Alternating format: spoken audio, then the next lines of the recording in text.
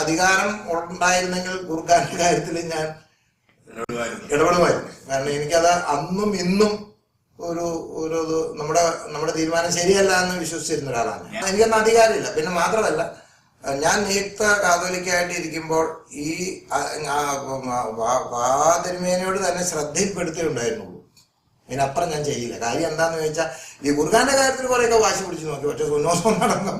പിന്നീട് എല്ലാവർക്കും ദുഃഖിക്കേണ്ടി വന്നു. അത് വേറെ വിഷയമാണ്. കാരണം നമ്മൾ സഭയുടെ താല്പര്യം മാത്രം മുൻനിർത്തി ചില കാര്യങ്ങൾ പറയുന്നത് മുഖം നോക്കിയിട്ടല്ല, അല്ലെങ്കിൽ സ്നേഹബന്ധം കൊണ്ടല്ല. ഈ തീരുമാനം എടുത്താല് സഭ നെടുവീർപ്പിട്ട് കരയേണ്ടി വരുന്ന വരെ എനിക്ക് പരസ്യമായി പറയേണ്ടി വന്നിട്ടുണ്ട്. അത് ഞാൻ പറഞ്ഞിട്ടുണ്ട്. അത് പറഞ്ഞില്ലെങ്കിൽ എന്റെ മനസാക്ഷിയുടെ പ്രശ്നമാണത്. കാരണം നമ്മളൊരു വരാൻ പോകുന്ന ഒരു അപകടത്തിൽ നമ്മൾ ആപത്തിൽ ചെന്ന് ചാടും എന്നൊരു ബോധ്യമുള്ളത് കൊണ്ട് നമ്മളത് പറഞ്ഞിരിക്കണം.